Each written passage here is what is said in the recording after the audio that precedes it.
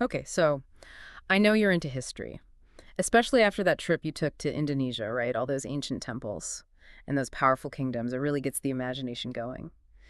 Well, today we're taking a deep dive into something pretty amazing. It's the Prasasti Telaga Batu inscription. Have you ever heard of a Prasasti before? Yeah, they're basically these inscribed stones that act like historical snapshots. Like, think of them as ancient press releases, Hmm. but carved into stone. And this Prasasti, this particular one, well, it's not your typical stone tablet. Yeah, this one was found back in 1935 in Palembang. It's in Sumatra. And get this, it's shaped like a pyramid and it's topped with seven cobra heads. Seven. Can you imagine if you were the one to find that? Oh, yeah, it's definitely striking. And those cobra heads, or nagas is what they're known as in a lot of cultures, they're not just decorative. They're meant to symbolize protection, and they're really connected to Buddhist beliefs, but we can come back to that. Right. Now, this inscription, it dates back to the late 7th century AD during the Srivijaya kingdom. And that was this really powerful maritime empire that controlled a huge chunk of Southeast Asia for centuries. Our deep dive today is going to be about what this artifact, this unique thing, can tell us about the Srivijaya kingdom, its power, and its people. Are you ready to start? Absolutely. Let's jump right in. Right, so where do we start? Well, let's start with the inscription itself. It's made of andesite. That's a type of volcanic rock. And it's pretty big. It measures about 118 by 148 centimeters. That's a lot of stone to carve. It is a lot of stone, and the script is really unique too, right? Yes, it's written in Old Malay, but it has some Sanskrit terms mixed in. And it's all written using the Palawa script. Yeah. It's beautiful, like calligraphy, but huge and etched into stone. Okay, so we've got this massive stone pyramid, right? It's got seven cobra heads on top, and it's covered in this elaborate script. What does the inscription actually say? Well, it's basically a loyalty oath. Right, A yeah. sapatha, they called it. And it was sworn by everyone. I mean, everyone from high-ranking officials and commanders to merchants, ordinary workers. Mm. It seems like they all had to pledge their loyalty to the Srivijaya rulers. So, like, everyone had to take this oath. Wow. What happened if someone broke the oath? Oh, that's where things get really interesting. The inscription actually has these curses laid out for anyone who would break their oath. And we're talking some serious curses here, like death by weapons, destruction of their entire family line, even being consumed by disease. Wow. They weren't messing around. It makes you wonder how powerful these Srivijaya rulers really were. Exactly. They clearly knew how to use fear to control things. And they weren't just threatening physical punishment, it was spiritual too. So they were masters of both the physical and psychological, huh? They understood that fear, especially if it's tied to spiritual consequences, that could be just as effective as any weapon. But aside from all the threats, what else can we learn about Srivijaya society from this inscription? Well, the inscription actually lists different officials, like by their titles. There's Datu, which means local ruler, Pratyaya, that's a commander. Then there's Bhupati, a regent, and even Vanijya, meaning a merchant. So it's like a who's who of the Srivijaya kingdom. So does that mean their government was pretty complex? Yeah, that's what it suggests. It looks like they had a very sophisticated system, which would make sense if they were managing such a large empire. And it's not just the titles that are important. Remember I mentioned those Sanskrit terms? Oh, yeah. What about those? Well, Sanskrit was, well, it was the language of prestige in ancient India. It was often associated with religion and scholarship. And its presence in the inscription, it kind of hints at the influence Indian culture had on the Srivijaya kingdom. Ah, so it's not just about politics and power, it's about cultural exchange too. Yeah, it really is remarkable what you can learn from just a single inscription. The language, the symbolism, the historical context, it all fits together to give you this vivid picture of the past. I know, right? Makes you realize how much we just don't even think about language. I mean, today we can just go online and use Google Translate if we want to understand something in a different language. But back then, language was this really powerful thing, you know? It shaped people's identities, and it even had influence over whole kingdoms. It's true. And in this case, in the case of the Prasasti Telaga Batu, you see both Old Malay and Sanskrit being used, and that really tells a fascinating story about the Srivijaya kingdom and its place in the world. You were saying how Sanskrit was often associated with prestige and religious texts. So do you think that by including it in the inscription, the Srivijaya rulers were trying to, like, elevate their own status or maybe even legitimize their rule? That's a great question. It's something that historians have been debating for years. Some scholars think that, yeah, they were deliberately using Sanskrit to connect themselves with the cultural and religious authority of India. So it was like they were borrowing that prestige to make themselves seem more powerful. Yeah. Exactly. By using Sanskrit in their inscriptions, they were sending a message to their own people, but also to the other kingdoms in the region. It was like they were saying, hey, look at us. We're sophisticated. We're connected to this really old and powerful tradition, so you should respect us. So almost like a form of cultural diplomacy, using language to project this image of power and influence. Precisely. And don't forget, the Srivijaya kingdom was a huge player in maritime trade. They connected Southeast Asia with India, China, everywhere. So this kind of exchange of goods and ideas and languages, well, that would have been normal for them. Wow, it's amazing how one inscription can open up so many different things to think about. We've talked about the inscription itself, the history, the languages, but what about its legacy? Like, how does the Prasasti Telaga Batu affect us today? That's a good question. Well, for one, it reminds us of the rich history and culture of Indonesia and really all of Southeast Asia. It shows how sophisticated these past civilizations were. And it makes us curious, right? It encourages us to keep learning about the Srivijaya kingdom and the whole historical context. It's like a gateway to this fascinating chapter of human history. And it has some real impacts, too. The inscription is one of the main attractions at the National Museum of Indonesia. It draws in people from all over the world. It's become a symbol of national pride and a source of inspiration for artists and writers and scholars. It's really incredible how something made so long ago can still capture our attention and inspire us. It makes you think about what objects from our own time will become those historical treasures in the future. Right.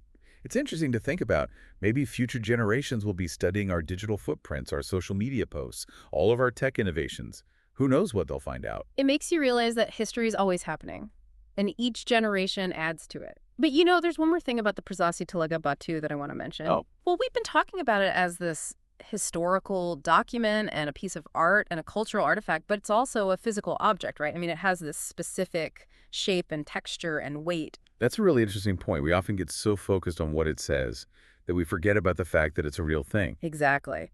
So what can we learn from the way the Prasasti Telaga Batu looks? What secrets do its shape and material and the way it was made reveal? Now you're talking about a whole other level of analysis.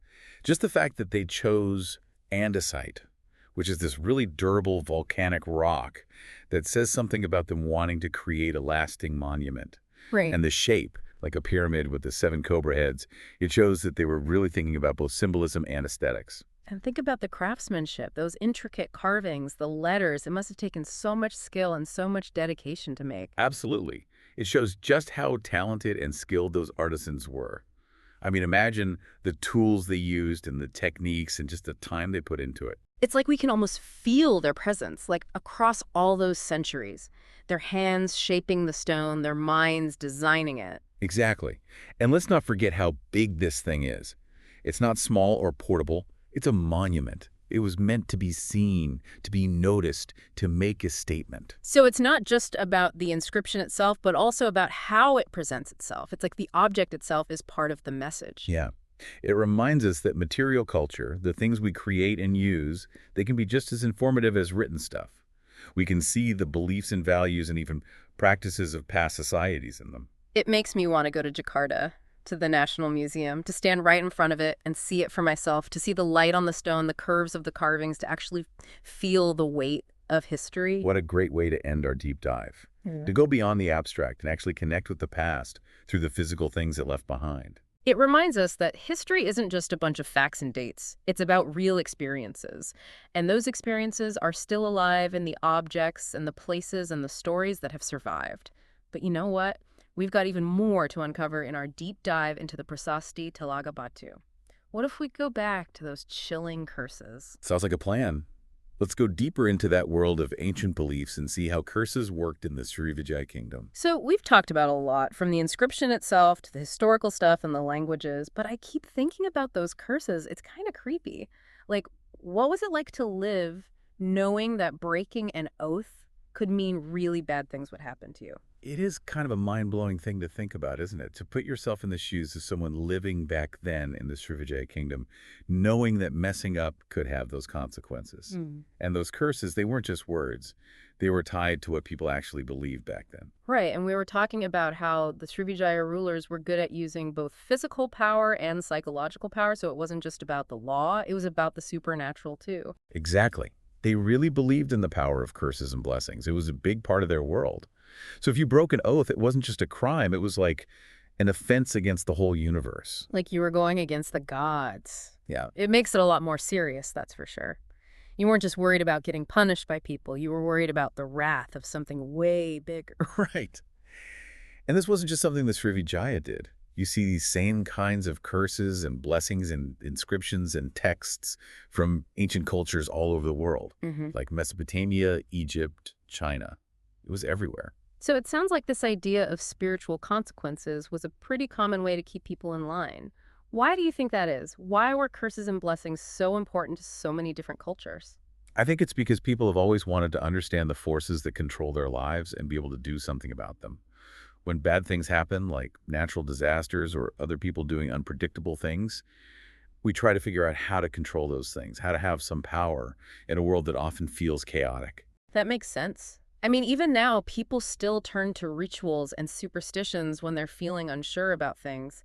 It's like they're trying to make things go their way or avoid bad luck. Yeah, exactly.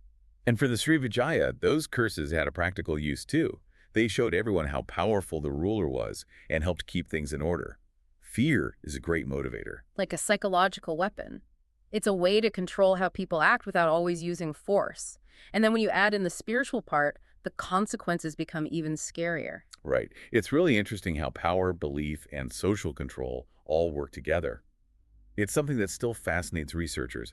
Like, how did people in the past use their beliefs and rituals to make sure people behaved the way they wanted? What was going on in their minds? Those are the questions they're trying to figure out. It's like we're uncovering these layers of history, you know? We're seeing the events, but we're also seeing how people thought, what they believed, what they were afraid of, what they hoped for. Makes you wonder what people in the future will think about our time. I know, right? They might be amazed by all our technology and how connected we are, but they might also think about our problems and anxieties. Just like we're interested in the Srivijaya and their curses, they might look back at us and be curious and maybe a little confused. Kind of makes you think, huh, we're all part of this huge story that's been going on for so long, and it'll keep going after we're gone. It really does. And the Prasasti Telaga Batu, with its history and art and spiritual stuff, it shows us this tapestry of human experience. It reminds us that history isn't just dates and wars. It's about the stories and beliefs and emotions that shaped how we got here. So well said. I think that about wraps up our deep dive into the Prasasti Telaga Batu. We looked at how it looks, what it says, its historical and linguistic significance, and even the world of ancient beliefs.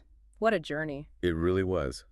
The Prasasti Telaga Batu shows us how clever, creative, and complex past civilizations were. And we've seen how much it can still teach us today. Couldn't have said it better myself. Thanks for joining me for this deep dive. Until next time, keep exploring, keep asking questions, and keep discovering those hidden stories that make up our history.